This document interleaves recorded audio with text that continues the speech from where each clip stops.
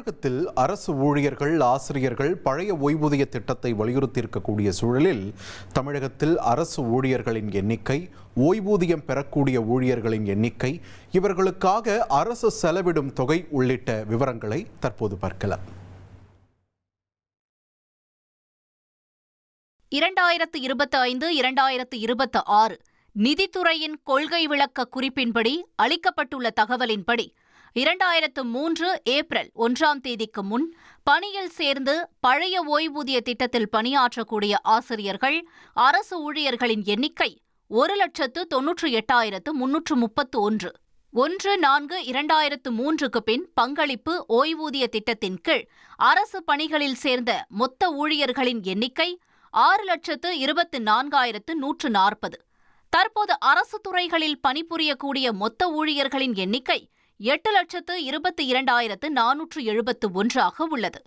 CBS எனப்படும் பங்களிப்பு ஓய்வூதிய திட்டத்தின் கீழ் சேர்ந்த 6,24,140 பேர் மூலமாக சேர்ந்துள்ள மொத்த நிதி வட்டியுடன் சேர்த்து 84,507 கோடியே 27 லட்சம் ரூபாய் ஆகும். 31/3/2025 வரை பங்களிப்பு ஓய்வூதிய திட்டத்தில் இருந்தவர்களில் 45,625 பேர் ஓய்வூதிய பலன்கள் கேட்டு விண்ணப்பித்துள்ளனர். ஓய்வூதிய பலன்கள் கேட்டு விண்ணப்பித்தவர்களில் 43,912 பேருக்கு 4,381 கோடியே 76 லட்சம் ரூபாய் விடுவிக்கப்பட்டுள்ளது.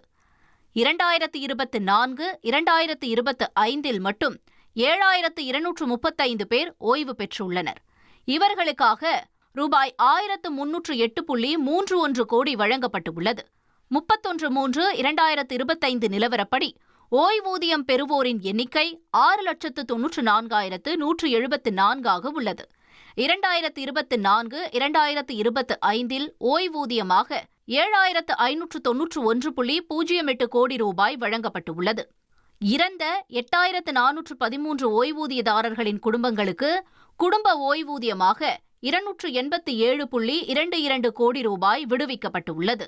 2025-2026 ஓய்வூதிய பலன்களுக்கான 46,216.09 கோடி ரூபாய் நிதி ஒதுக்கீடு செய்யப்பட்டுள்ளது. கடந்த 5 ஆண்டுகளில் ஓய்வூதியத்திற்காக மட்டும் செய்யப்பட்ட செலவுகளை பொறுத்தவரை 2020 2021 27,115.07 கோடி, 2021 2022 26,260.37 கோடி,